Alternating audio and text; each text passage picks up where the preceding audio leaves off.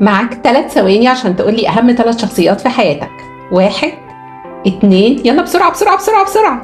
3. ها قولي، أنت كنت واحد منهم؟ لا. أوبس، هي دي الغلطة. خلينا كده نحسبها.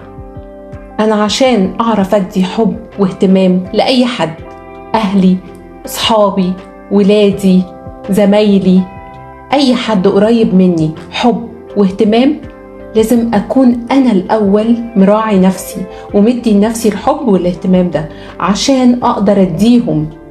لأن أنا طول ما أنا مستنزف مش هقدر أدي أي حاجة، مش هقدر أدي لا حب ولا اهتمام ولا أي حاجة، لأن أنا هبقى منهك ومستنزف وما عنديش حاجة اديها لهم. فلو أنت كنت من أولويات نفسك هتقدر تدي حب أكتر للناس، هتقدر تدي شريك حياتك أكتر، هتقدر تدي ولادك أكتر، هتقدر تدي شغلك أكتر. علشان كده لازم تختار نفسك دايما من ضمن أولوياتك عشان تقدر تطور نفسك أكتر، عشان تقدر تطور علاقاتك وحياتك أكتر، عشان تقدر تتحسن للأفضل.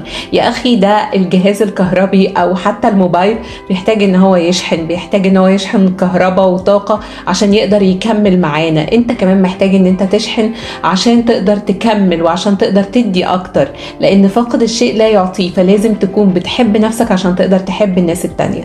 يا ناس يا طيبين، دي مش دعوة للأنانية أبدا، دي دعوة لرفع استحقاقك، لرفع تقديرك لذاتك عشان تحب نفسك أكتر.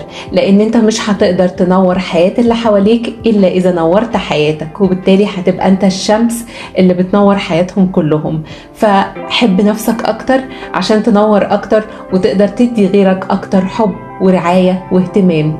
وزي ما كل مرة بقول لكم، أنا مش بنصحكم، أنا بفكركم وبفكر نفسي، أنا دكتور ريهام نوير، إن إحنا لازم نحب نفسنا ولازم نقدر نفسنا ولازم نفتكر دايما إن إحنا غاليين قوي ونستحق كل حاجة حلوة. شكرا ليكم ونهاركم جميل وباي باي.